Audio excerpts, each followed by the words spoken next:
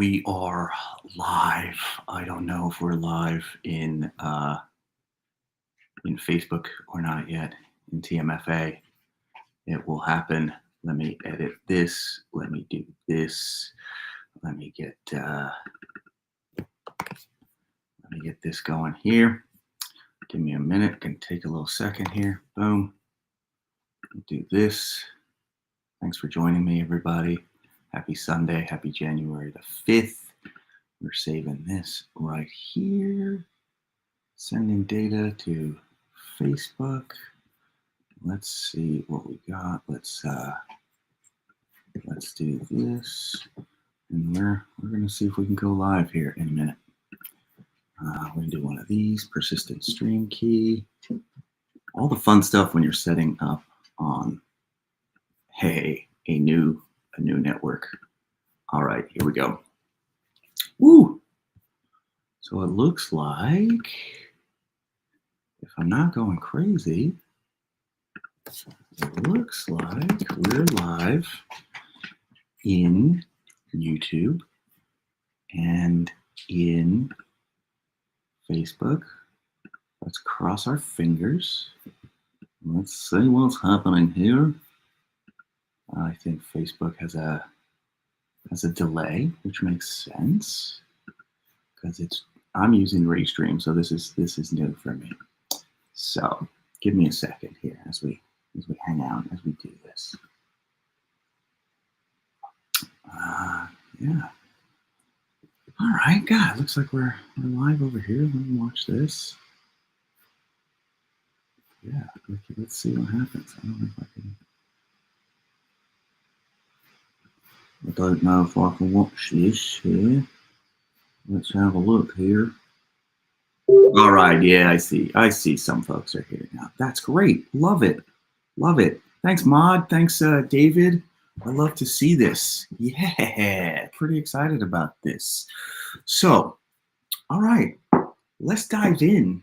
Happy New Year. Happy January the 5th, coming to you from my office. It is a very rainy night here in Atlanta.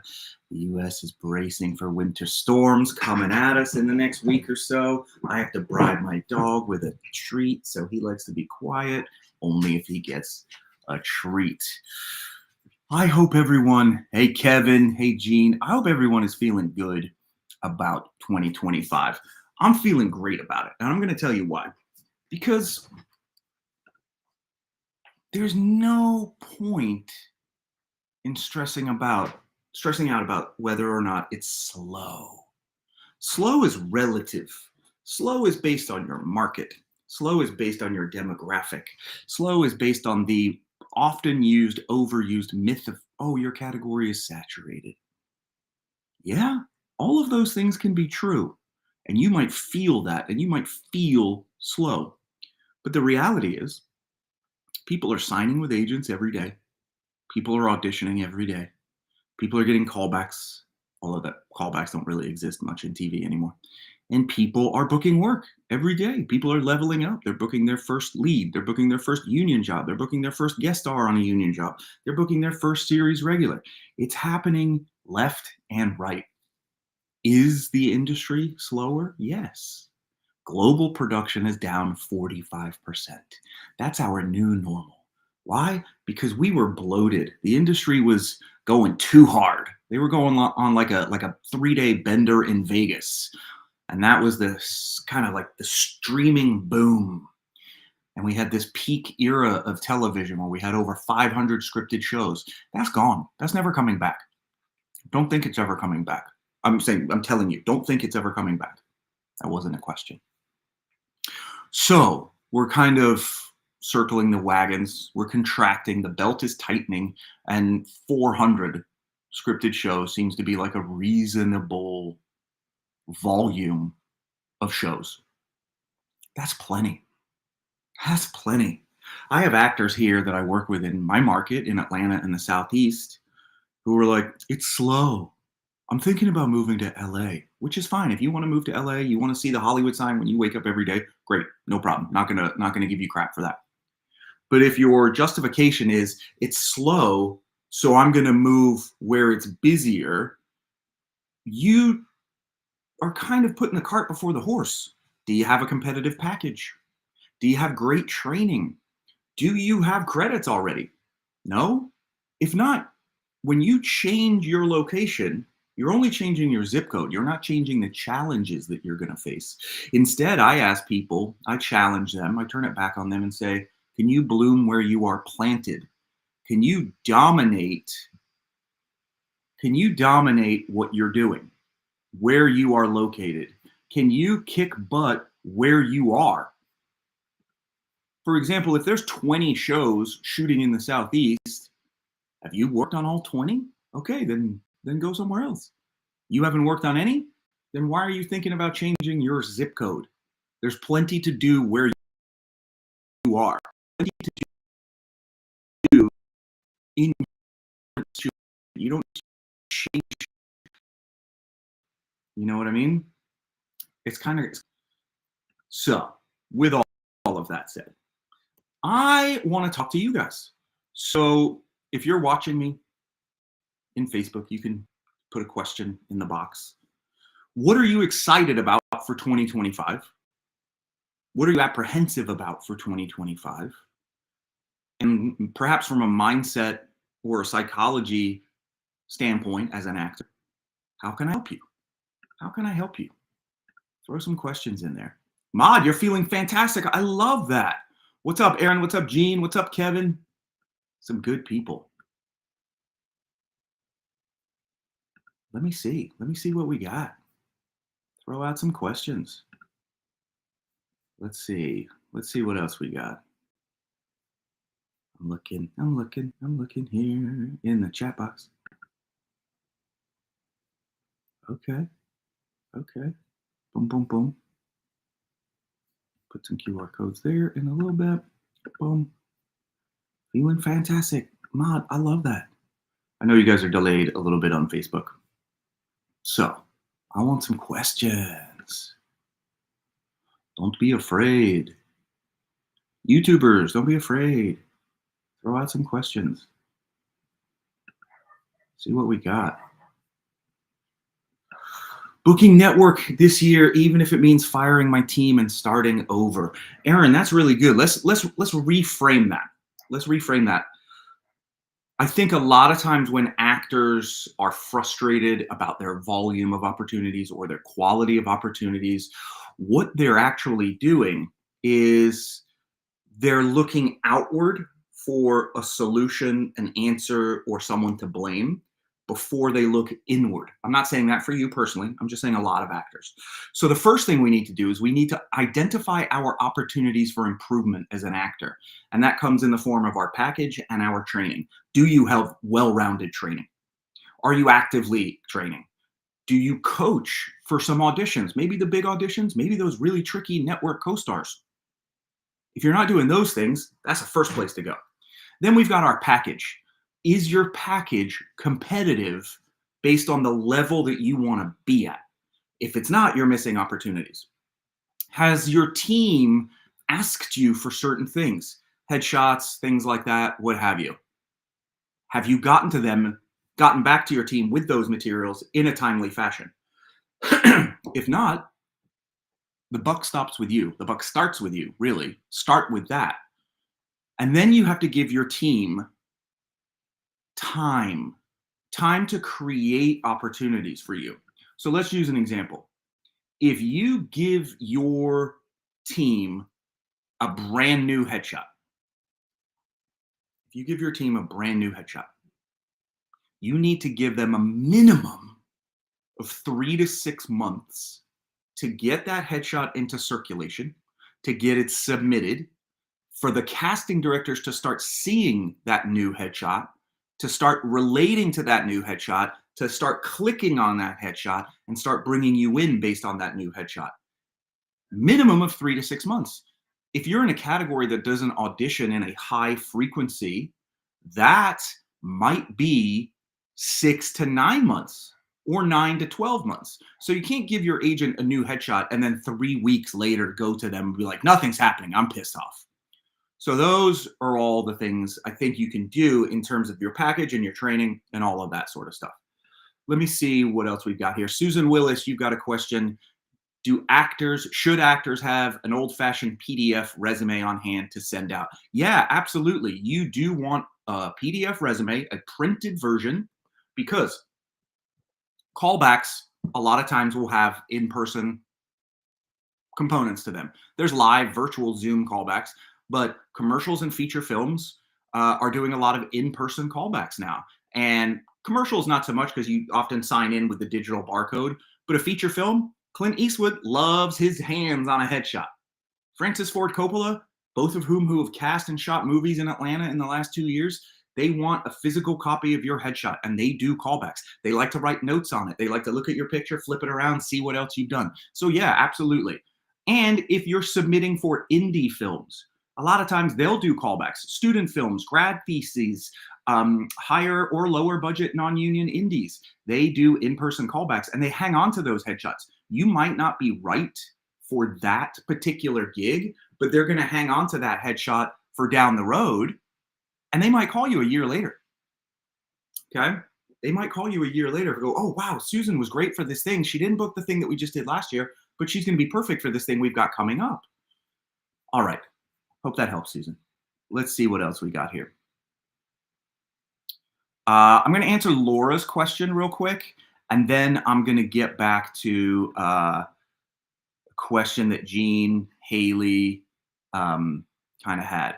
Laura, do I think that there will be more opportunities for older actors in interesting character roles this year?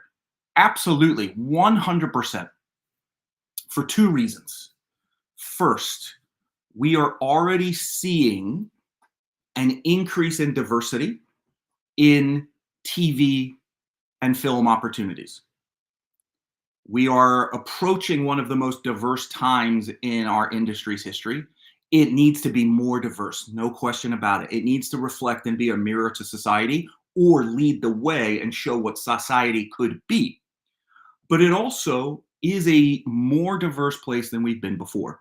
There are more women, there are more people of color, and there are more people over the age of 40 and over the age of 50 that are booking roles and booking bigger roles. Let's take Mayor of Easttown, for example.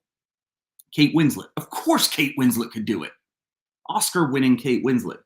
But 10 years ago, studios would have wanted a 30-year-old to play that role, not a 40-plus parent of teenagers and adult children. They would have rewritten it to have a younger female lead. Not anymore. We're seeing that. And part of that is because we're seeing more diversity in writers' rooms and in the position of showrunner. And that's really important. That's the second thing. We're seeing more diversity on the other side, behind the desk, behind the camera, in the writer's room. So absolutely, I think that will continue, and I hope it does. Okay, Jean. Get a lot of questions, and this will be I'm going to tackle Jean's question and David's question, and then we're going to hold questions for a minute, okay, as I tackle a couple of other points. Before I get to that, let me take a look at Aaron's personal experience, updated headshots, 9 months, no feedback, no notable auditions. Yeah, I mean, so you've done the things that you need to do to make sure your house is in order, Aaron. 2024, 2023 and 2024 were slower. They are what they are. You are also a character actor, Aaron. That beard and that hair, you are a character actor. So you're going to have less opportunities than me, right? That's just something you have to think about. And your geography plays into it. I know everybody thinks because it's self-tape, we can work in any market. But the reality is if they're casting for a bouncer at a biker bar, Aaron, you'd be perfect for that. But if they're casting for that bouncer at a biker bar in Atlanta, they're probably not going to look at you. And even if they see your tape, they're probably not going to book you because you're not local. So that does factor into it as well. That is something to do with it, okay? All right, let me tackle a couple of these other points here.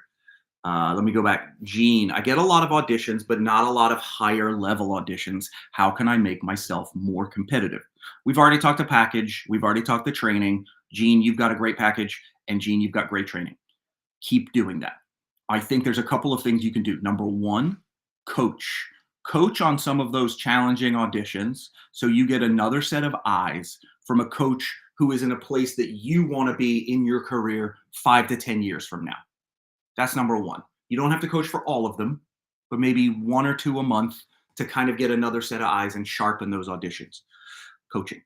Number two, identify, let's say, your 3 to 5 target shows, and then reverse engineer and look at who casts those shows. Do you have a relationship with those casting directors? If not, how can you get on their radar? I'm not a big fan of casting director workshops. I don't necessarily believe that actors should have to pay for access to be seen by casting. But if you have the means and you have the schedule to do it, why not? It can expedite things for you. Or if you prefer, if somebody from that particular casting office is teaching a long form class, Erica Breen teaches a class, long form. She casts. That would be an example of a casting director who teaches a class. There are other casting directors in all markets who coach. You could coach with them. There are casting directors who do workshops. You could do the workshops. And then it's a factor of time. You only really need 3 to 5 casting offices to be able to build a sustainable career as an actor. Isn't that crazy? 3 to 5 casting directors. There are hundreds of casting directors in the industry. Here in the Southeast, there might be 15 to 20. And if you can make 3 of them fans of yours, you can work. You can have a decent career. You can hustle. You can grind. You can be sustaining. I love that. Hopefully that helps a little bit, Gene and Haley. David, the components belonging in a package, they are kind of what I've alluded to already. You don't have to have network TV to be able to be submitted for network TV. You have to have good headshots that are indicative of your type, the types that you could play. If you're striving for co-star roles, those network co-stars, a lot of those are occupationally driven. So do you have things that fit your essence, fit your brand, fit your vibe? And how do you find out about those? From being in class repeatedly. If you have ongoing training, teachers can often be like a mentor. And they could say, David, you're bringing in all these massive emotional arcs and these really big series regular scenes, and that's great. You're acting really great with those. But we need to tackle these co-stars. We need to tackle bus driver. We need to tackle, middle manager. We need to tackle cop number 1. For those of you who are joining us from the Talent Managers for Actors group, we've been working on procedural co-stars for the last couple of months, and all of you have seen how difficult they are. 3 lines, people are overacting the hell out of them. 1 line, people are chewing the scenery and taking up too much. There is a science and an art to booking that network co-star. And on top of that, your first union booking is the hardest job you will ever book. Booking 1 line on a show like Grey's Anatomy or Chicago PD or Law and Order SVU, that is harder than booking the lead, a really big emotional lead in an independent film. Crazy. It's hard. Why is it hard? Because you have to run through so many approval checks and balances, from casting to producers to showrunner to network, right? It's huge. And one person says no, and you're out of the loop. All right, I'm going to be back in 30 seconds. My dog is acting up. It's raining. He needs to go outside. I'll be right back, and I'm going to answer Caleb's question.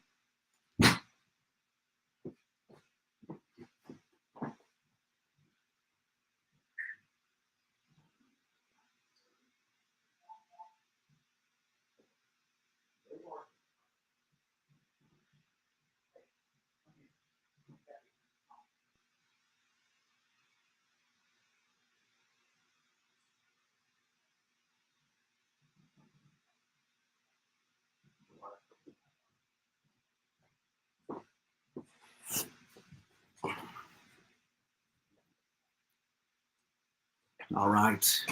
I am back. Caleb, how am I feeling about the overall health of the Atlanta market? I'm feeling great about the Atlanta market.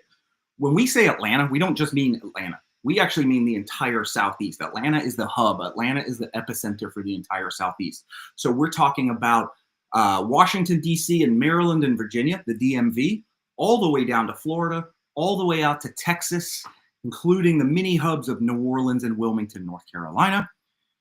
I'm feeling great about it. I have a handy dandy little note card here. 5, 10, 15, 20. I see 20 TV shows that are either in production right now, renewed for another season, plus I have question marks next to 5 other TV shows. I don't know if they're coming back. I'm hopeful that they are. I see Spielberg is coming to the Southeast with a sci-fi movie called The Dish.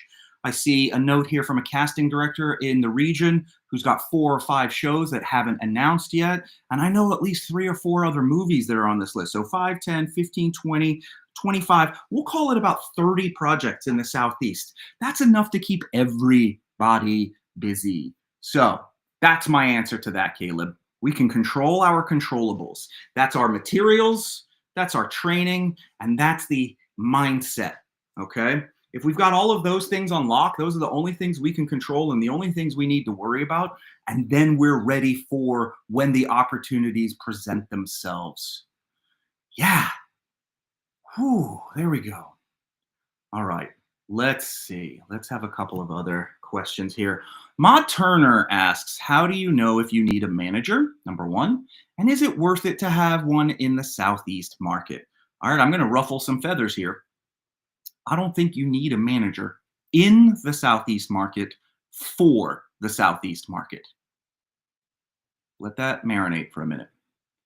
If you are an actor in Atlanta or the Southeast and you have a great team of agents and you kick butt and you take names and you're booking union projects left and right, you might attract the interest of a manager in New York for work in New York. You might attract the interest of a manager in LA for work in LA and other places. Yeah, that's fine. But if you're in Atlanta already hustling and grinding and working as an actor with an agent, adding a manager is not really going to add any value. And yeah, that's going to ruffle some feathers. And again, my opinion, my experience, 25 years and counting in the business. Other people may have other experiences. For kids kind of are always an asterisk to any of the rules of the industry because they do things a different way and they can have no credits and book a series regular. But I try and deal with the majority more than the exceptions. And then how do I know if you need a manager? I sort of answered that already. If you are kicking butt and taking names, if you are just blossoming in your own market and killing it in your own market, you might feel compelled to branch out beyond that. But you got to be realistic about your expectations and what your ROI on that is. Do you want to pay an extra 10 to 15% on all of your jobs to a manager? Maybe, maybe not. I've had agents in LA. I've had managers in LA. I currently have reps in Chicago and the Southeast. I don't have any reps in LA right now. I decided a year plus ago I wasn't going to do that for a while. I was going to focus. There's enough to keep me busy where I'm at. Speaking of busy, Jeff, you ask a great question. What is a realistic income expectation for a working actor? This is simultaneously an impossible question to answer and a real easy question to answer. The easy part of it is this. There are over 160,000 actors in the union, SAG-AFTRA. Of the total, less than 13% earn enough income from being an actor each year to qualify for health insurance. To qualify for health insurance, an actor must make $27,450 this year. That threshold goes up 2% every year. So of the 160,000 union actors, less than 13% earn health insurance. So 87% of actors are making less than $27,000 a year. That's a big deal, right? That's a big deal. But non-union income, great. You can do a whole bunch of commercials and make small piles of money, and that can add into it as well. But what I want you to think about is I want to think about it from a larger macro conversation. And the larger macro conversation about finances for actors is that no matter where you're at in your career, brand new, auditioning and working a little bit, working a whole bunch, series regular, whatever, you will always need outside sources of income. That could be real estate. That could be investments and retirement. It could be a side hustle. It could be your service industry job. It could be your corporate job. This industry is so unstable. It's so tenuous. For a pilot to get picked up, the odds are overwhelmingly low. And if that pilot does get picked up and goes to season, the odds of that show making a second season are incredibly low. So much content has moved away from network to streaming. And therefore, the residual payouts, the things that created the middle class for actors, that's really changed. Residual payments on streaming channels are far lower than they are on network television and lower than they are on cable television. So actors can't count on that anymore. You used to really be able to count on that. The commercial market, which used to be really reliable for actors to make a middle class income, that has gone away because of so much commercial production has shifted non-union. Nobody knows what the real volume is and any or percentage is, and anyone who says a specific number, they're just pulling it out of thin air. I could say 70% of commercials are non-union. That's my supposition, that's my theory, that's my guess. That's my guess from talking to other union actors who have less auditions now. That's my guess from talking to non-union actors who have more commercial auditions now. But it's all supposition. So you might, you used to be able to make $20, $30, $40, $50,000 on a really big SAG after a national commercial. You can still do that, but they're way less frequent than they used to be. So wrapping that all up, the conversation about a realistic income expectation, I think we have to have realistic expectations about how we earn a sustainable living to allow us to continue the marathon pursuit of working in this industry. Jeff, I hope that helps. It's a good question. It's a very good question. All right, let me flip-flop across my tabs and see what I got here. Hold on. Okay.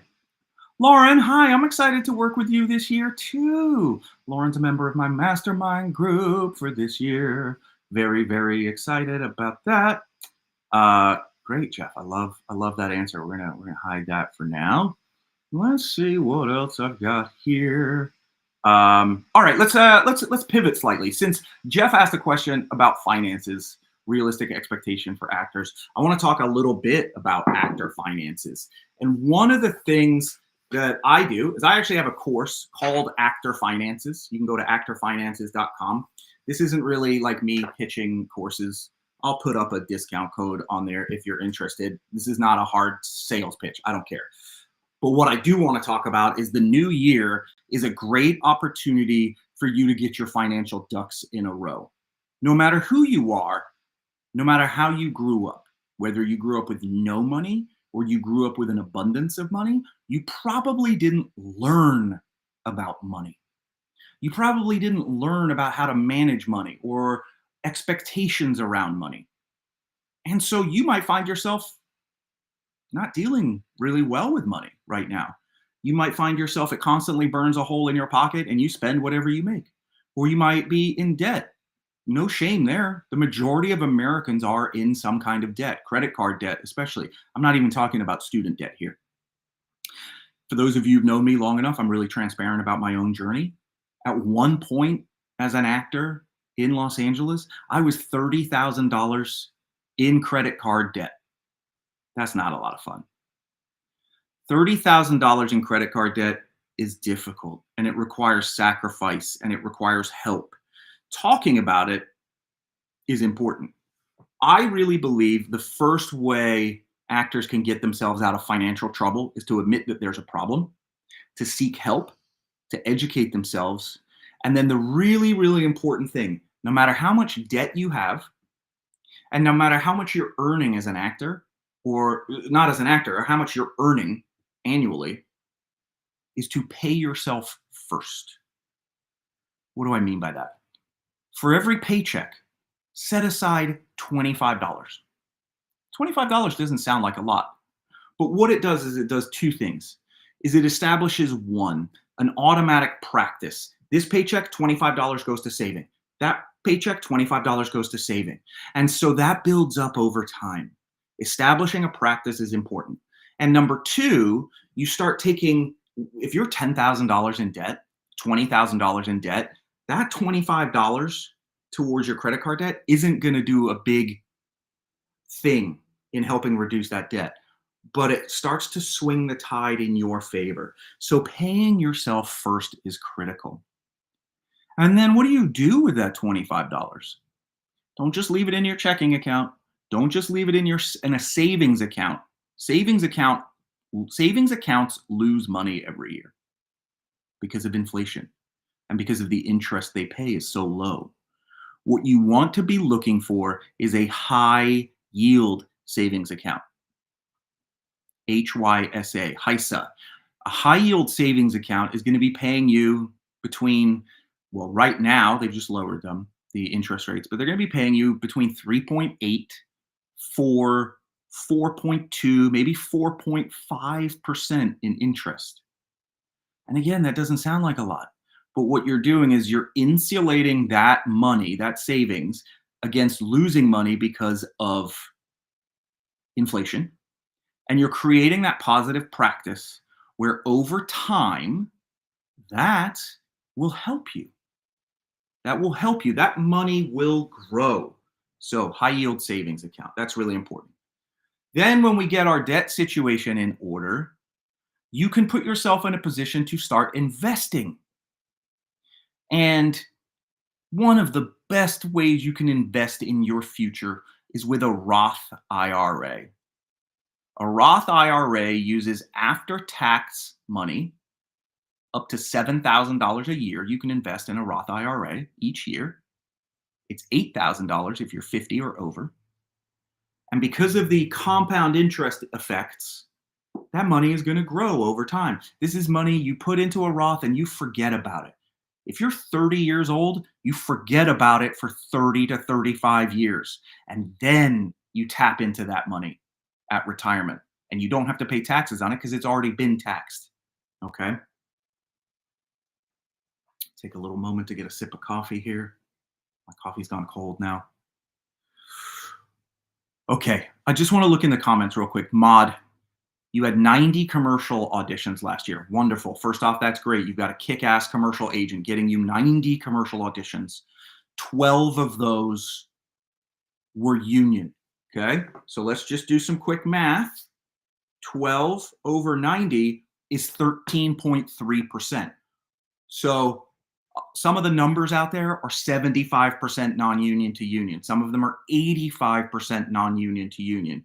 Your numbers are about right. Your numbers come in at 13.3%. Let's just call that 15%. 15% union auditions. Great. If you book one of those union auditions, it's probably going to pay you more than 10 non-union commercial bookings, right? Plus, you say it felt like a smaller amount than the previous year. For you, that is anecdotal evidence. Because I could counter back and say, I had 18 union commercial auditions last year. And for me, it was the highest year in the last 5 years. So who's right? Both of us. Neither of us, right? You kind of have to take information, add context, and then you get usable data. By itself, just that information isn't necessarily helpful. Hopefully that makes sense. All right, let me see here. I'm going to close a couple things. I'm going to look at the chat. See what else we got. Sorry, I'm bouncing around to my restream and seeing what we got here. Oh no, I don't need to do that one. We already answered that one. I don't sing, Andrea. I don't sing. It's just a good mic. Maybe it's picking up my voice really well. Okay, let's see what else we got here in questions. Cool. We're gonna hang off on any more questions for right now. I mentioned I would throw a little link in the chat for Actor Finances. That's great. Like I said, this is not a hard sell. If you're interested, great. If not, no big deal. One of the things I will say about money is emotional. Money is always emotional. Whether you have it or you don't have it, you make choices based on that. So the more you can automate your systems, the more helpful it's going to be. The more you can remove emotion and try to be objective, the more helpful that can be for you to be successful. The more you can be accountable to someone else, the more that can help you. Christopher, what's up, man? Yeah, you say my problem with saving money is as an impulse buyer. Yeah, me too, man. I want that new PlayStation game, or I want those new kicks that look really good. But what I have to do is I have to run it through my money filter first. Am I making money this month, or am I losing money this month? If I want those shoes and those shoes are $200, are they going to be available in 3 months when I can pay for them by picking up an extra shift at the restaurant once a week for the next 3 months? By picking up a side hustle job where I walk dogs 3 times a week for the next month, and then I can buy my shoes from there. If I'm in debt, debt comes first, because debt has crippling interest associated with it. Usually, credit card debt averages out at around 25 to 30% in the United States. That should be criminal, but that's a whole different conversation. So yeah, pay yourself first. Start an emergency savings. Make it a high yield savings account.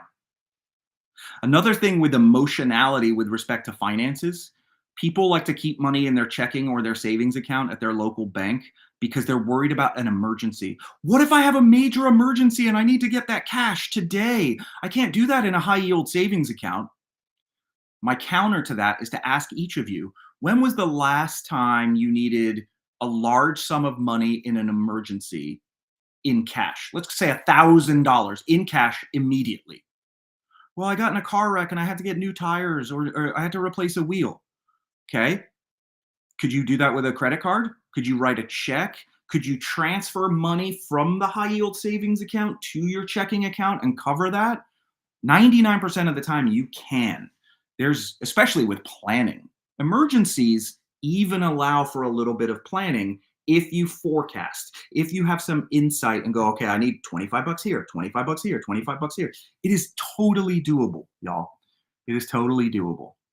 I got a big surprise for you. We're going to have a guest join us in a little bit here, and that's going to be pretty fun.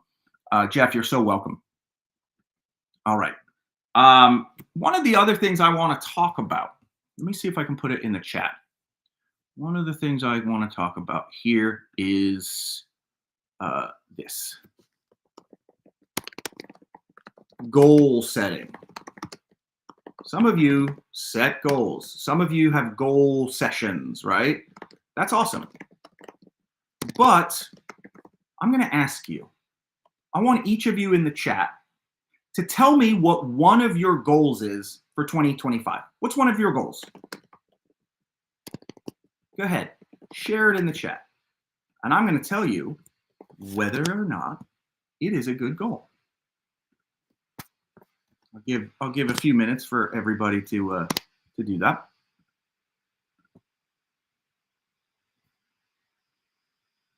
Few seconds here. Boom, boom, boom. The chat is slowly catching up, slowly catching up. Let me check my messages, see who's joining us. Okay, good, good, good. All right. Okay. All right, first one up. Gene to become SAG-AFTRA eligible. Okay, I like that. SAG-AFTRA eligible. Is that a good goal? David McDowell, Wells Fargo. David, just don't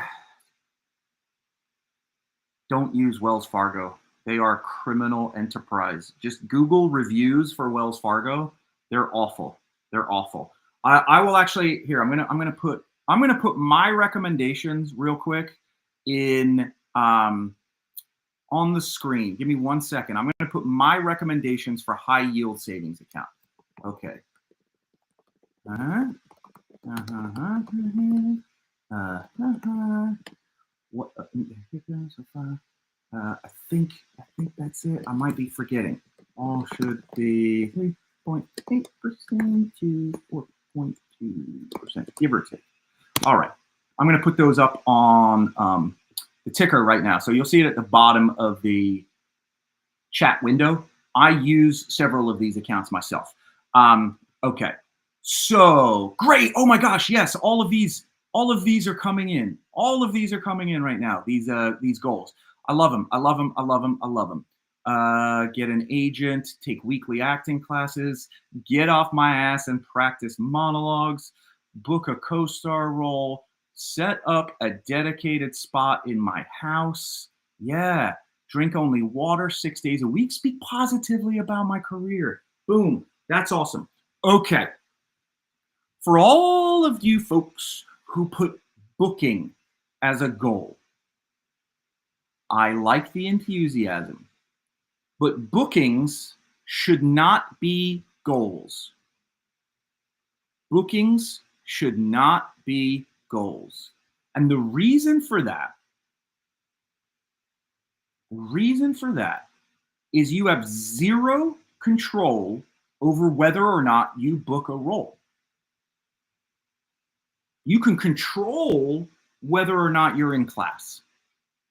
You can control whether or not you shoot headshots by March 31st. You can control whether or not you establish a dedicated workspace in your house to do your script analysis. You can control all of those things. You have zero control over booking work, unless you're writing it and producing it yourself. But Susan, one of your goals is to book a co-star role on Will Trent or Found. I love it. I would love to work on those shows. I have zero control over whether or not I book that. I have zero control of whether or not I audition for it. I do have control over whether or not I have headshots that are indicative of those universes, that I have demo footage that is indicative of those universes, that I have, if I have an agent, I've expressed to my agent, hey, look, I know everybody wants to book Will Trent. Here's what roles I think I would be best suited for. Now I'm going to let you do your job. And then when you get an audition for Will Trent, you can control whether or not you dedicated sufficient time for it, or you can control whether or not you coach for it. So what that means is you are confusing visions with goals. A goal should always be SMART. What does that mean? Specific, measurable, achievable, realistic, time sensitive. Time sensitive. And so in that, let me just look at the chat.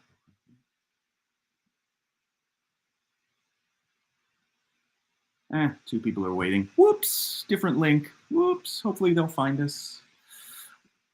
So goals should be specific, measurable, achievable, realistic, and time sensitive. So getting new headshots, that's kind of in the right direction, but you got to reverse engineer that. Get new headshots by when? What date? Get new headshots by March 31st. Okay, that is specific. It is measurable. It is time sensitive. is it um, achievable and realistic?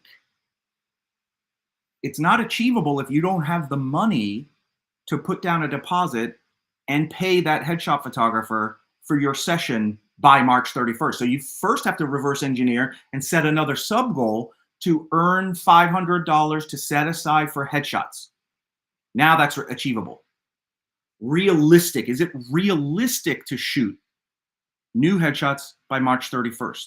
And can it be more specific? Yes, it can be more specific. Have you done research on which photographer? So I would like to shoot new headshots with my go-to photographer in Atlanta, Chase Anderson, by March 31st. And I have the money set aside to do it. Now that goal is a smart goal. I'm not trying to poo-poo anybody's goals of booking. And if you want to put booking on your goals, great. But if your piece of paper that says goals on it is 10 boxes that have booking, we're going to have this conversation a year from now, and you're going to be real unhappy. Because a lot of those boxes are going to remain unchecked. But if you take all those sub goals and reverse engineer it, now you might have 50 goals total. And if you achieved 38 out of 50 goals in a year, that's pretty good, right? That's pretty good. Something else you can think about is who among you are actively training right now? If you're active, or if you're not actively training, could you be actively training? And if you could be actively training, where do you want to actively train and with whom? Right? All right. We're going to put a little pin in this, and we are going to invite somebody into the room here. See how this works. This is my first time doing this. Let's see if this works right here. There it is. It does work. Hey, Gentlemen, Kurt Yue hanging out with us. Hi, Kurt. Happy New Year. Happy New Year, Alex. Happy New Year, everybody that's tuning in and listening. Glad to be here. This is really fun. Exactly a year ago, I was doing this on your restream for your 12-hour fundraiser. You were on YouTube for 12 hours straight. How now, a year removed from that, how does that feel? That was amazing, but it was the last time I did a live stream. I think I got my live stream out for the entire year, doing that one. And I love that we have the same microphone now. Look at this. Yeah. Fun fact, Kurt gave me this recommendation, so I immediately went out the same day and got this microphone. But it feels real fancy. I feel like for those of you of a certain age, you remember the SNL sketch with the NPR ladies, and it was Alec Baldwin would always recur as the character Pete Schweddy. Yeah. Pete, I just have to say your chocolate Schweddy balls are delicious. Your Schweddy balls. Your Schweddy balls. Pete Schweddy, everybody. And they were so gentle, and they were so nice. And yeah, so this always makes me think of that. I love it. So Kurt, we've been chatting a little bit. There's been some questions coming in about what do I think about the state of the industry, especially in Atlanta and the Southeast. Where are we going? We've talked about actor finances, and I want to circle back because my opinion is just mine, right? Yeah, I have my hands in a lot of cookie jars in different facets of the industry, but I don't have a crystal ball. Neither do you. Neither do any one of us individually. But I'm going to ask you kind of the two questions. The first question is, what do you think about the state of the industry now and where we're going this year on a macro level or specifically in the Southeast? And then number two, we've kind of had a general discussion about finances. So what would be the Kurt Yue hit list, the top 3 tips or anything you want to throw out there about finances? Yeah, this is great. I mean, I've been watching some football, but I've also, as soon as your live stream started, I had it on my phone. I had like the two screens going, so I've been hearing a lot of the great conversation that's already been happening, and been listening in to some of the questions and some of the advice that's been given out. So it's all been great already. I think I agree with a lot of stuff that you said about the state of the industry that's happening in Atlanta as well. I think it is, cautiously optimistic about what's potentially going to be coming down the line in the next 6 months to a year here in 2025. I think on a macro level, as you mentioned, I think a lot of the people in the industry that I've talked to or I've heard from or just in conversation has been uh, has been talking about how the industry was always kind of going to contract. It wasn't going to be at those levels that were 2019, 2021 levels where there was just like tons and tons of shows and content being created. And I think a lot of the conversation kind of revolved around the fact that, with the success of Netflix and now every single company trying to create their own streaming channels and stream subscription networks, and then um, every one of those companies just pumping out content at a loss that just Mm. is not going to be sustainable. And with the pandemic and then the strikes, it possibly accelerated the fact that the industry was going to contract, but it was always going to happen. But I think the positive way to look at it is that even though it is going to contract, it's not going to go down to zero. But at the same time, I also think that the contraction does make uh, networks and all of these content creators think a little bit harder of what they greenlight. So it's not just going to be, hey, we just need content out there. Now we're probably, we're going to be happier with the type of content that's going to be created as actors and as writers and all the creatives. Is that hopefully the expectation is that the content that does get greenlit is going to be the best of the best, and it's going to be, better writing, better overall. So from that standpoint, I'm optimistic, hopeful that things continue to grow in the sense that it's, better artistically, even if it's not in the same amount from a volume standpoint. And then what was the other question? Oh, finances. Yeah. Finance. I mean, that's stuff that we've talked about a ton, just the two of us, and then just also within, our circles in the industry. I think I agree with you that, no matter what, how you grew up, rich or poor or whatever, like almost none of us learn about money growing up, and um, you should how you should be saving the way that you're talking about, and how you should be investing the way that you're talking about, and especially with people like us, people that have careers in a creative field in the arts where it is 100% gig work, where we don't have the steady, week to week paycheck. We have to be a lot more diligent with it, and we have to educate ourselves even more so than probably those that have the 9 to 5 jobs. And that is one of the best things about the self-tape portion of the industry. It Right, allows actors in major markets and minor markets to maintain their day job and right, not have to go all in on something that's so flexible because they have to make it across town for a 4 o'clock audition this afternoon. You right. don't have to get your shift covered at the bar or the restaurant, right? You can do your software job, you can do your real estate job, you can do your nurse job, whatever it is. You just have to shuffle when you're going to tape at home or when you're going to tape with your accountability buddy or taping partner or whatever it is. So Yeah. many people are still negative on the self-tape industry. A, it's not going away ever. And B, it's a superpower for actors who are not yet over the hump and independently financially positioned to not have to worry about it. No, 100%. I mean, this is one, I think, probably the one of the biggest pieces of advice to someone who's just getting into the industry and just starting out as an actor. Don't quit your job. I mean, and the I think some people have the expectation of that they need to have the free time to be an actor. But even, man, I can't even tell you, for the first 10, 15 years into my career, I mean, it took many years before I had like was booking like once a month, right? I mean, where I was working one day a month, meaning, and like I could take a PTO day one day a month from my day job, right? So you could keep your day job for a long period of time, unless you really like are forced, your hand is forced by major booking where it's going to take you away for weeks and weeks at a time.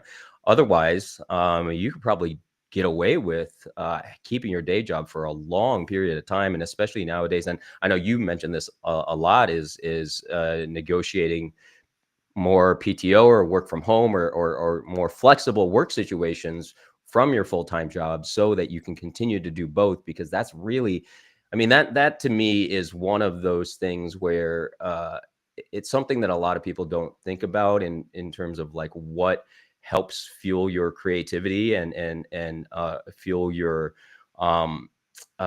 artistic goals, is that if you're thinking about the money and worrying about the money, it's going to be hard to be open and free and think about your auditions and think about your making choices and being, when people talk about making bold choices, right? Because if you're thinking about the money and you need the job and you need it to pay rent, then you're going to play it safe. It's just, you're going to do that because you're going to be worried that you're going to do the wrong thing. Whereas if I'm not, one of my goals is to be financially independent of my acting income.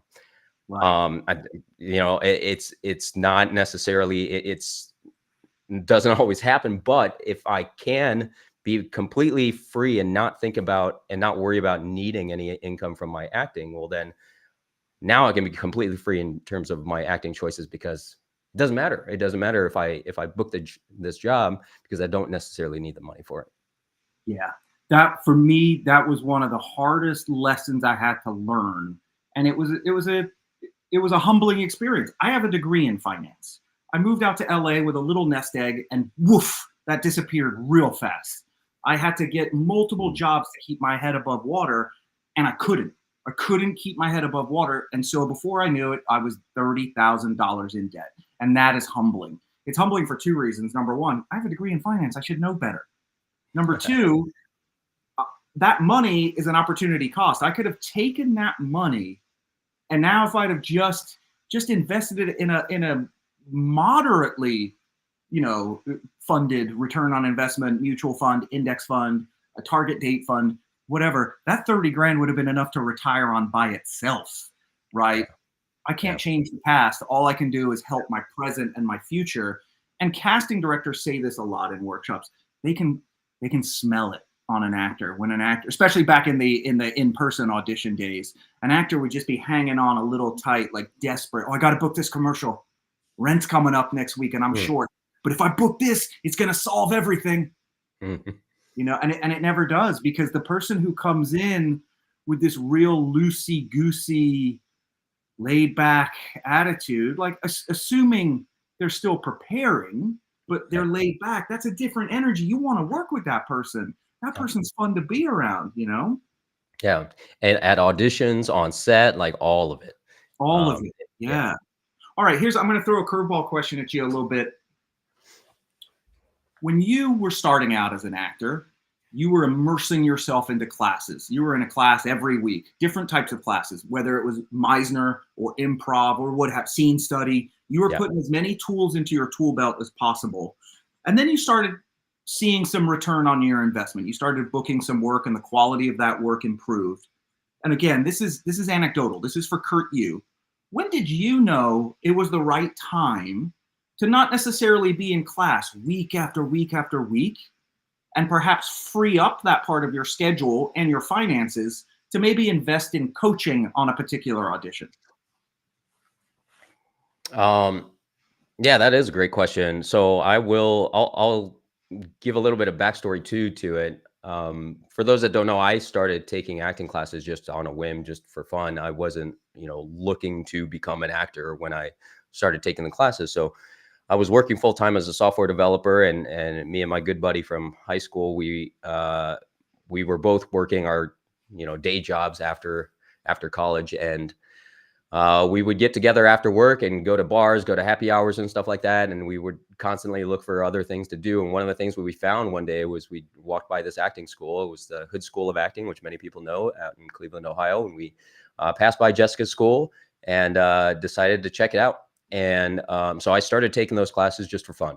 And like Alex said, I was taking classes, whatever classes they offered, I took them just because I enjoyed them. I thought it was a great group of people.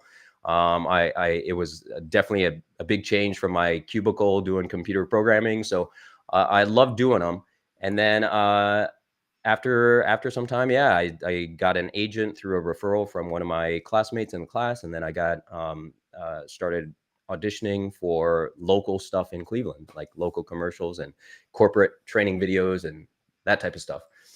Um, and man, this was so long ago that I can't even remember, but I don't think I took any classes off, partially because I just enjoyed them. Like, Yeah.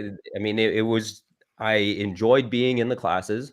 Anytime when I started taking Jessica's classes at the Hood School, she was only offering them at the time 1 day a week. So there was one Meisner class a week.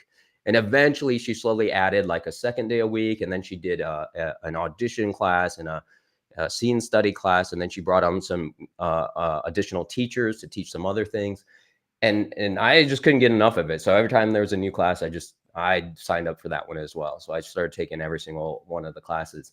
And then I used to, if I'm remembering correctly, and I guess I got in when it was early, and I was lucky at the time, and Jessica had the time. Whenever I had an audition, I just brought it in class, and we worked it on it in class. So I didn't do any additional coaching outside of it. I could just bring Yeah. it into whatever class that we had, and instead of whatever exercise that I was signed up to do that day, I could just work on my audition, and she would give me coaching on her audition. Nowadays, I think Jessica has the separate private coaching for all of that. I mean, I got in when it was a little bit looser and a little bit Yeah. easier and she had more time. Real quick, for those of you who don't know Kurt is a treasure trove of resources and information. The scroll bar below our video feed there, it lists Kurt's YouTube channel, which I think right now sits at about 242,000 followers. Kurt has been building this YouTube community since his days in Cleveland. When he first started, it was originally, for those who don't know, it was originally called the Small Market Actor because Cleveland is a minor market. But Kurt shared his tips, things he learned, mistakes he made, experiences he had, growth that he went through, and other people resonated because Kurt wasn't ever trying to get in your face about it. He was just trying to share his journey.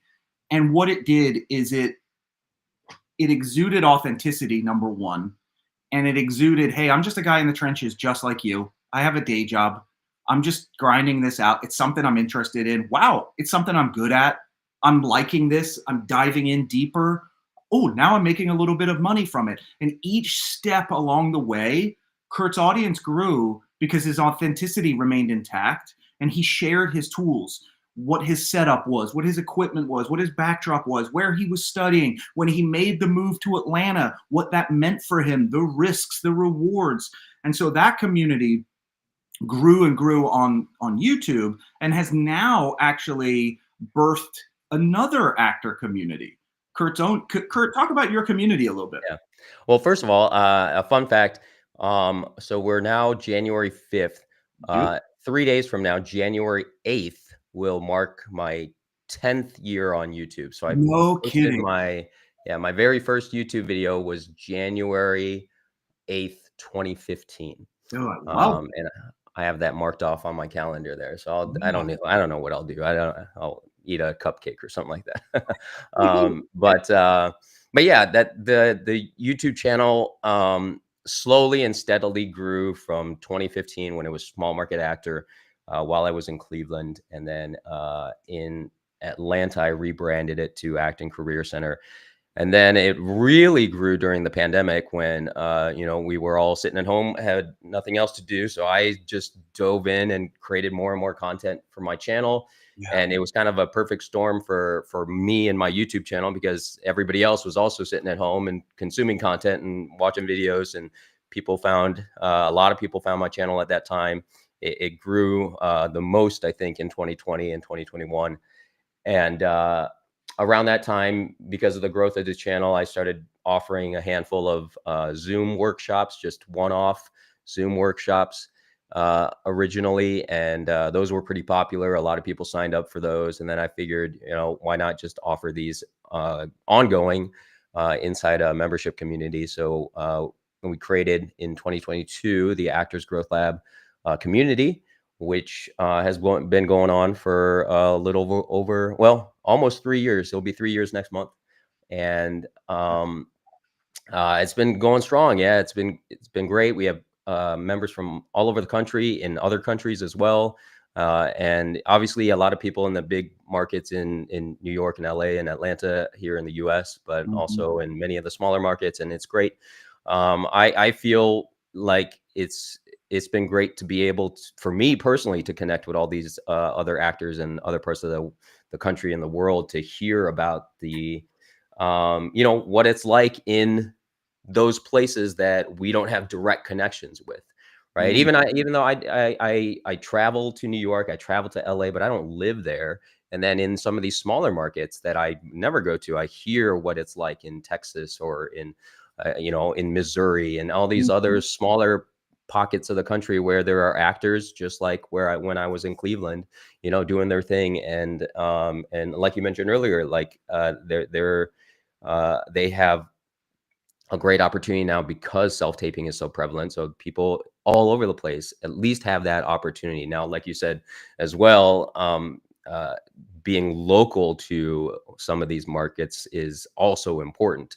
So you may have that opportunity, but it's still worthwhile to be local to an Atlanta or to an LA or to a New York for any of the projects that are shooting in these markets. I also want to touch on, though, you guys were talking about goals earlier. Mhm. I do Mhm. have a very specific goal for this coming year, and Okay. that's that you know, something that I've talked about, and you've talked about a lot too, when it comes to self-taping, when you have like a 5-day window, usually it's not 5 days. Let's say a 3-day window. Yeah. When you have a 3-day window for a self-tape audition, I think a lot of people give the recommendation, and I did it. I do still currently, to turn in your best work as early as you can.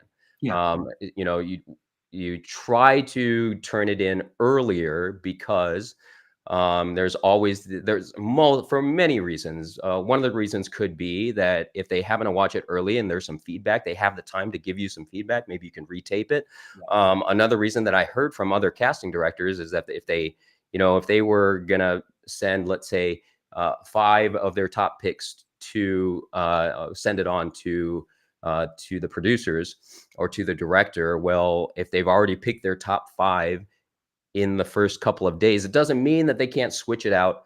And if you have a really good audition, they can't switch you out in the last day. It just means it's harder to make that decision to take somebody out of a slot and put you in, rather than if you were one of the first 5 and you have 5 empty slots, it's easier to put you in there. And I've been preaching that for a long time, but I haven't been following that myself lately.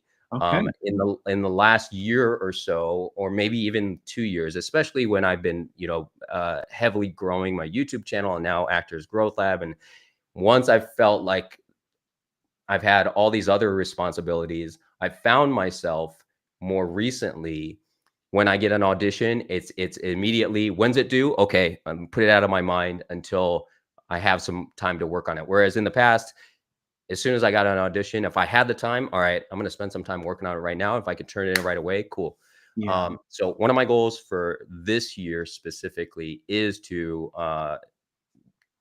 try to, as much as I can, get back to a schedule of like, try to get these auditions in earlier rather than later, because I have found myself turning him in on the last day, in the last hour, in the past year or so, and I've seen a drop off in my Mhm. my percentages, even though it is still a smaller sample size, right? The data set isn't like in the hundreds, but still, I think it may still play a role. So that's one of my goals for the upcoming year. I love that because I have a similar experience, right? I have my approach community. I have Yep. the years that I've been teaching at Drama Inc. here in Atlanta, and other things that, they're threads that pull on our time and our resources.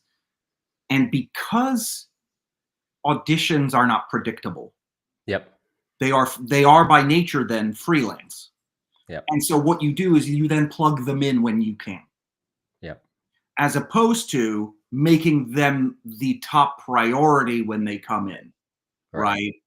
Instead, it's like, I'll get to this after this and Yeah. this. And I think that's really funny that we're in the same boat with that. We've kind of, maybe we did a year in review individually and we're like, gosh, I really need to prioritize myself. Like maybe it's Right. self-care for somebody, maybe it's getting back to the gym for somebody. But yeah, it's about being in a place of gratitude that I'm getting an opportunity to create a character and get to play and get to give my interpretation, my solution to this Mhm. challenge that casting directors are having, and then prioritizing the right amount of time as opposed to wedging it into whatever time I've got, Yeah. making the right amount of time. It's crazy. Yeah. Real quick before we move on, I see Andrea. Yeah, I'll put the ticker on the high yield savings back on our ticker here in a second. Kurt, I love that. What were some of the ones you recommended? I'm using Marcus. Marcus is a good one. I actually Yeah. didn't have that one. I've got Betterment, Capital One, Yeah. SoFi, American Express. I personally currently use Betterment and Capital One. Awesome. Yeah. I think with American Express and SoFi, if you have traditional W-2 employment and you open an account with them and do a scheduled direct deposit, you also will get like a cash bonus of some kind, maybe $250 or $500 or something Nice. like that. So like that's nothing to sniff at. Yeah. Those are pretty good things, you know. Yeah, I love it. Michigan football, good year. Pretty good Good year. year. Well, not a good year in the middle of the year, but a Not good so much. ending to the year. A good, you always want to beat your rivals. Yeah. Right. Um, let's talk about the Hood School real quick. It's Yeah. really a fun opportunity. For those who don't know, the Hood School in Cleveland, Ohio, is Kurt just talked about it. It's where he began his journey with Jessica, studying Meisner. And it's a wonderful home base and home community, not just to Cleveland, but for actors all over the country. And in fact, all over the world. They're doing Meisner Zoom classes from New Zealand, from Canada, from England. It's Yeah. awesome. I love it. And thanks to Kurt, I mean, truly, Kurt, thank you. You introduced me to that community. And I've been, this year will be 4 years in a row that you and I have taught together in August for the Yeah. Hood Summit. Talk a little bit about the Hood Summit. I'm gonna throw a quick link up there so people can learn more about it too. Yeah. Well, first of all, the Hood School of Acting. So it's founded by Jessica Hood Morris, and she. Oh man, I don't know the year when she founded it, but I started. Excuse me, I started taking classes with her in 2008, and I studied with her at the Hood School for 8 years, from 2008 to 2016, before I moved down to Atlanta. And like I said, when I first started taking classes, I didn't know the first thing about acting. I just was doing it for fun. Um, it's a Meisner-based school. The technique that they teach is Meisner, but then they have all these other additional classes on top of it, and including scene study and script analysis and improv, all these other types of classes. But uh, when I started taking the classes there, I just my first impression was that it was a great community of people. Jessica fosters an incredibly supportive community of actors and teachers. And no matter what your goal is when you're taking the classes, like my goal when I first started was just to have some fun. But there were definitely plenty of other people whose goals were to improve at their acting, to make this their career. And regardless of where you fall on that spectrum of your goals, I think it's a great community Mm. um, that's very supportive regardless of what you're trying to do. And in 2021 was the first when was the first summit? Two. 2022. Yeah. um This is 4 years. Two, three, four, Got five. it. Yeah. Yeah.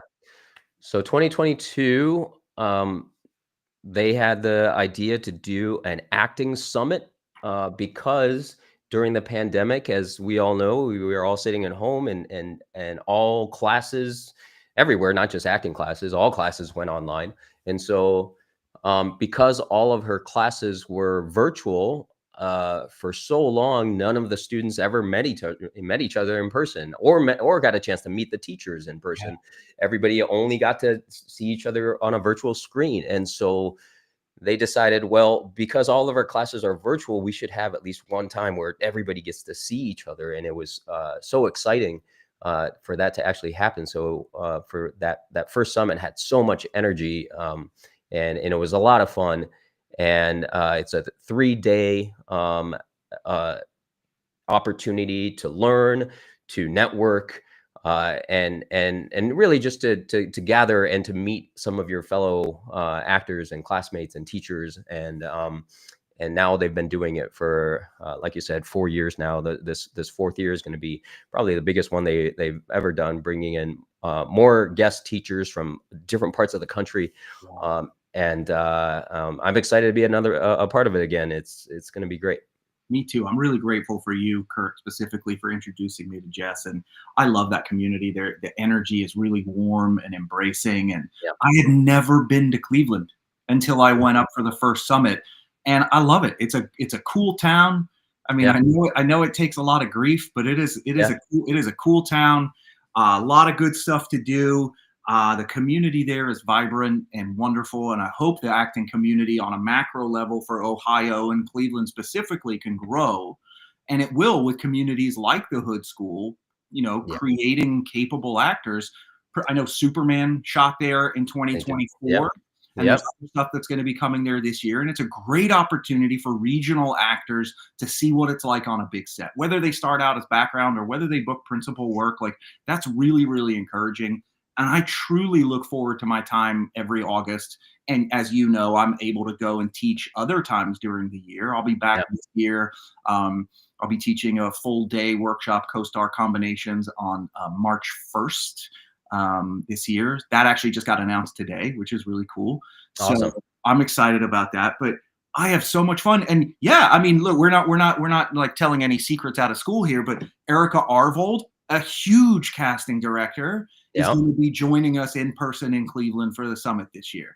And just having the opportunity to meet Erica Arvold cast Lincoln, y'all, like Daniel Day-Lewis Oscar-winning Lincoln. No joke. She cast the Revolutionary War TV show Turn on AMC that ran 3 seasons. She cast A League of Their Own. A League of What Their Own. more iconic than A League of Their Own? Right. It's awesome. And I think, what else does she do? Did she do Tell Me Lies too? Is that right? Yeah. Yeah. Yeah. So she got Tell Me Lies that's run a few seasons. So, Erica is a veteran of the industry. She's not only got great anecdotal stories about people that she's worked with and things that she's cast. She teaches here in Atlanta. She has a studio, the Arvold Warner Studio, AWS, here in Atlanta. She's a great resource, and she will kick people's butts at the summit this so much so that we're changing the dynamic of the summit a little bit, so Erica can have longer sessions to really get hands-on with the actors. So I'm really looking forward to that, just from a fly on the wall standpoint as well, just to be able to be part of that weekend this year. Yeah, I've had the opportunity to take some classes with Erica here in Atlanta, and I cannot recommend her enough. She's an incredible teacher. She approaches her classes as a director, because I know she has aspirations to direct beyond her casting director work, and so she definitely approaches all her classes from the mindset of a director. So I think I recommend anybody who has the opportunity to study with Erica to jump at that. Hey, not to interrupt you. You got some more time to hang? Should we do some questions? Yeah, let's do some questions. Great. So we've been talking about all kinds of things, gang. But if you're joining us on YouTube, or if you're joining us on Facebook, pop some more questions in the chat. I'll kick one off with Jeff, because I saw that he asked a really good question, and I'll hand that over to Kurt while I take a look at see if there's any other questions in the chat queue. And Jeff asked, what's the best way to find an agent? Finding a good agent is what Jeff said. What are your recommendations on finding a good agent? All right. So there's a lot to unpack there in terms of like what is meant by a good agent. And number one, I think an actor agent relationship is just like any other relationship that we have in life. It's really going to depend on you and depend on the other person. If if Alex or I have a great relationship with a particular agent, it doesn't necessarily mean that you will or anybody else will. So it comes down a lot to relationships. So I think taking your time for one, and doing your research, and not just jumping at the very first agent that you find, because you don't know what that relationship is going to be like, and you kind of want to test it and make sure that it is a good fit. I think research overall, and doing your due diligence. There are many ways to kind of do that. Using your network, for sure. If you're already taking acting classes, for example, and this is when I talk a lot about the residual benefits of acting classes beyond being a better actor, beyond being getting better at your craft. But the network that you have, your classmates, the teachers, they all have knowledge that you may not have. And so asking them for any recommendations, and asking them if they have any prior working experience with a particular agent, all of that can be useful information. And then beyond that, you could do research, um, basic research in terms of like Google reviews. Um, you'll be able to see their reviews, whether they have good reviews or bad reviews on Google. But then also, if you have IMDb Pro, you can go to IMDb Pro and research the agency, look at their star meter. That doesn't really mean too much, but you could see if they're, it gives you an idea of what their reputation is. You can look up their actors that they rep, and see if they're working, see if they're consistently working. If you don't have anybody else to ask questions to, but you do have IMDb Pro, it's not a bad idea to even like blindly reach out to one of those actors, find them on social media, and say, hey, I'm thinking about submitting to this agent. I see you're rep by them. Would you be willing to tell me if you have a good experience working with them? You may not get a reply, but you might, right? It's worth reaching out, because you don't, it doesn't cost you anything other than time to send that message. All of that is just in terms of like researching and trying to gather as much information as you can before you make the jump. And then on top of that, hopefully in your research, and hopefully in what you've learned from your classes or from mentors of yours that have told you, is that agencies should not be taking any money up front from you. So that's another that's a telltale sign of an agency that's trying to scam an actor. So the agencies should, a legitimate agency, not even considered good, but just a legitimate agency, is someone who's only making money off of an actor when they book a job. So they take a commission off of your paycheck. The commission could vary depending on if it's a union job or a non-union job. But as long as you know that you're not giving them any money up front, they're working for you until you book a job. That's another thing to look out for. That's a great series of advice there. And, along the topic of research, assuming if you're at a place where you're feeling like you're ready to reach out and be submitting to an agency to be represented by an agency, hopefully that means you're already training and you've got some consistent training under your belt. And if that's the case, your teacher is probably going to be a good sounding board, a good resource as well. They're probably going to know immediately if the company you mentioned is a red flag, is scammy, is legit, but maybe not necessarily at the level that you're looking for, or might be something that you're overshooting. Maybe you're newer and you're looking to play baseball for 2 weeks and now you're looking to go to the major leagues. You're looking to sign with the Yankees, and maybe that's not realistic. So a good teacher mentor relationship, that's another place where you can kind of, check your sources, check your stats, and get some good feedback from that person. And from your classmates as well. They're a great place to kind of kick off some opinions. Yeah, 100%. Love it. Love it. Let me see. Let me just do a quick look in the chat. See what else we've got here. This has been really fun for my first one of these guys. Yeah, and man, it's going so smoothly for your first. I no like technical issues yet or anything like that. So far so good. So this is a really good question that has some nuance. Not professionally of answering this. Chris, thanks, Christopher. They have high function autism. I'm pretty open about it. I've had a rude experience in an in-person class. My question is, should I keep it to myself? When I audition, I feel like that would be lying. When should I mention I have it or not? I want to represent more of us in this field. First of all, Christopher, thank you for sharing and your transparency. That's really awesome, number one.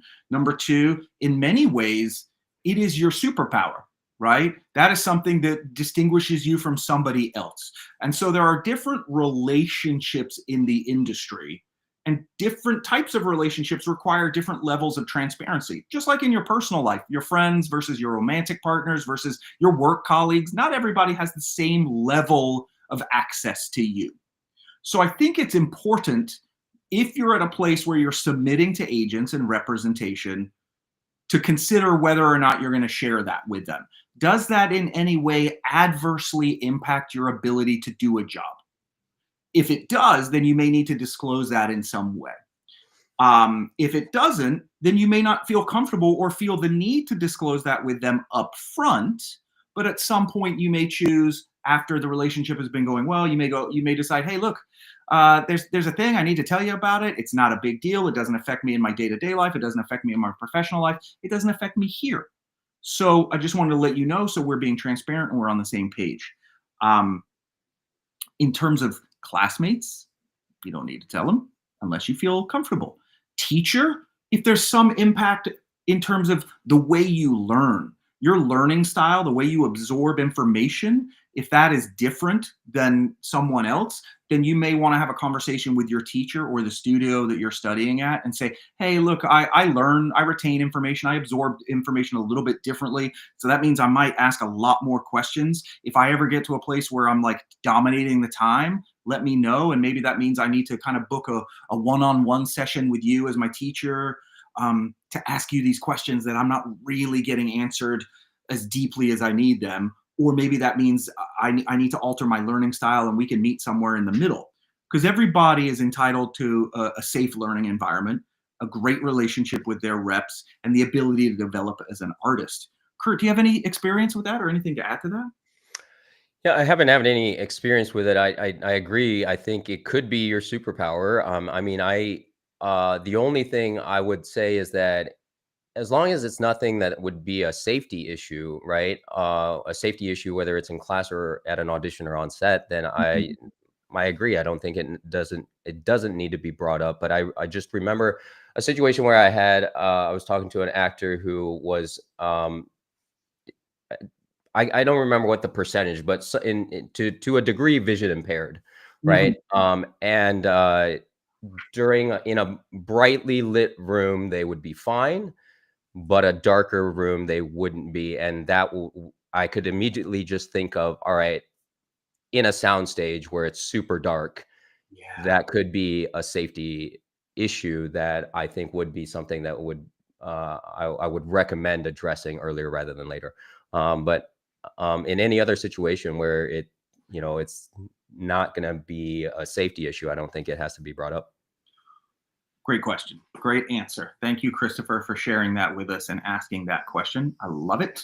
Let me just do a quick scroll back on the old Facebooker here, see what else we got. Good. Lots of thumbs up for the Hood folks. We love that. All right. Yeah.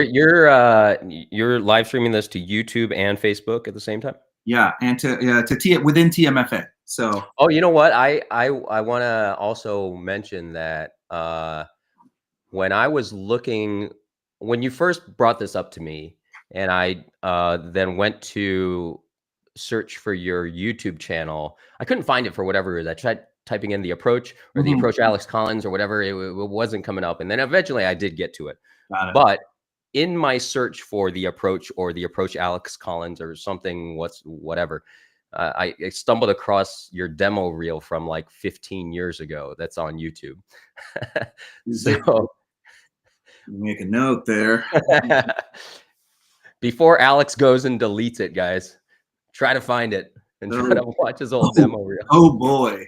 Oh boy. I did see, it's funny you mentioned that. I did see the very first movie I ever did. Really? I did it so long ago, Kurt. The producers gave us footage on VHS. Yeah. And that's not like trying to make a joke. This is like, you mean like little indie movie? Yeah, it was an indie movie here in Atlanta, and a couple of the producers are still in the business. Yeah. Ted Huckabee was in the movie with me. Moretta Moss was in the movie with me, and some other actors. But yeah, it was just so interesting that I don't know. I stumbled again, same sort of thing. Like I accidentally stumbled upon it, and I was like, I haven't seen this thing in forever. We shot that in, I think we shot it in 2002. It's on YouTube? I think so. I don't know if it's still there, but nice. Yeah, I won't give anybody. You're not going to drop the link. No, nobody needs to see that. But what it is it no, two things about that. I'm really encouraged that several members of that production are still in the business 20 years. Yeah. Still grinding, still working, still hustling, and still passionate, still enjoying it. That's really cool. And number two, it goes to show that Atlanta has had a vibrant indie scene for a long time. Right. And other places are legitimate places to cut your teeth, to get started, to dive in, to learn, to make mistakes, to suck. I was terrible back then. Right. But somebody thought I was not so terrible that they offered me an opportunity to try something and work and learn and grow and fail forward. I think we all of us as artists look at our work from 2 years ago, 5 years ago, 10 years ago, plug in whatever date you want. And we personally kind of cringe. Yeah. Because we see growth. Yeah. We see where we are at today, but where we're at today is not possible with where we were at yesterday. Yeah. Right. Crazy. Great way to put it. Great way to put it. Well, I don't think we have any more questions, but anything you want to wrap up with, Kurt? Well, what you're talking about just reminds me of the that IKEA series. You know what I'm talking about? You mean you talking about the people who filmed Guerrilla Style in IKEA? Yeah. With Randall Park. Yeah, amazing. Yeah. I think they shot that in the Burbank IKEA. Oh, is that one? I think so. Yeah, but it was legit Guerrilla Style. They shot a whole season. Yeah, if you guys don't know about it, it's still on YouTube. You guys could look for like IKEA soap opera or something. Yeah. They shot this whole series of people in their apartments, but it's actually just in little IKEA sections. Right. That made me think of another thing. Do you know? Have you ever heard of the term yacht rock? Yacht rock? Yacht rock. No. So yacht rock is a style of music, and when you that you would listen to on a boat. On a yacht. Yeah. Kenny Loggins is yacht rock. Okay. Michael McDonald, the Doobie Brothers are yacht rock. But yacht rock has now become synonymous. There are cover bands that play all around the country.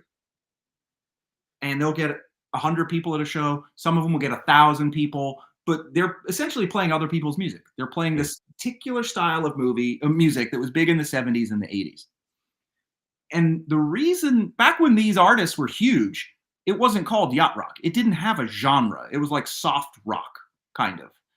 And the reason I bring all this up to say, because in the early 2000s, before YouTube existed,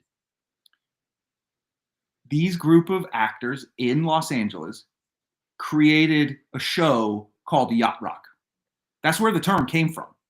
They called this web series Yacht Rock, and they were impersonating Kenny Loggins and Michael McDonald and the Doobie Brothers and like all these other people that were famous in the 70s and the 80s.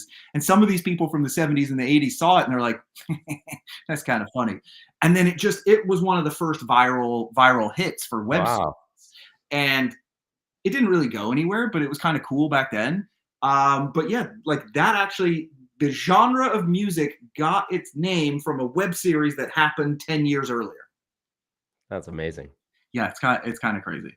I love it. Did Yeah, did these the creators of that series get anything out of it I don't know. I other don't. than random people like Alex Collins mentioning it on, YouTube Live There's or actually something? a documentary that just came out now, called Yacht Rock, and it's Oh, okay. yeah, I mean it's huge. I can't remember which platform it's on. I think Peacock. But it's big and it's big enough that there are probably 30 to 40 bands around the country that are yacht rock cover bands that make a living at it. Just playing weddings, touring. Wow. Some of them are playing like pretty legit sized like not arenas, but they're playing like here in Atlanta, they'd be playing at the Eastern or the Earl or like, Smith's Old Bar. So they got 1,000 to 2,500 people showing up at these shows. Yeah. Yeah, It's incredible. but it's awesome, and it's all encompassing in our conversation about like meeting art, meeting passion, meeting commerce. Yeah. Man, yeah, a lot of people in the Facebook thread are Air Supply, Linda. That's right. Um, Used to work on a boat and had to learn what yacht rock was. Yeah, Victor's a DJ, so he's a yacht rock DJ, so he knows Victor Jones. You know him, Kurt. Just saw him yesterday. Just saw him Yeah, at, Matt and Brooks' event at Get Taped. yeah. So Yeah. like, yeah, Andrea says we call it Blue Eyed Soul. Yeah, there's so many bands out there. I love it. So everybody go find that yacht rock documentary. But that's just another, when we talked about actor finances, right? And we talk about, finding side hustles, and I say all the time, there's side hustles that we've never heard of that people are making a living off of, thousands of them out there. And here's Yeah, one I just learned today that people are making a living off of yacht rock that never knew existed. absolutely. And side hustles can, they can unlock the key to freedom in a lot of ways where you can leave a server job. You can leave a bartending job. You don't Yeah. have to work till 4 in the morning. You can have a better quality of life. And it doesn't happen overnight. And kind of you have to kiss several frogs to find the prince of a side hustle, Yep. right? But when you do, it's pretty awesome. Yep. Kurt, thanks for joining us. I really appreciate it. You always have some amazing insight to offer, whether it's in person or on your YouTube or within your community. I know I'll see you before August. I'm psyched to hang out with you and work in Cleveland at the Houde Summit again. Absolutely. But let's Yeah. And thanks for doing this. This is great. Hope you do them more often than I do my lives. maybe we'll get some coffee or tea because you don't do coffee, but we'll get some tea and we'll decide maybe we can do one later in the year. All right. Sounds good. Thanks, Kurt. Everybody, thank you so much. We really appreciate it. That's it for us kicking off the new year. Actor finances, actor goals, state of the industry, sexy actor Kurt Yue. We appreciate it. Thanks, y'all.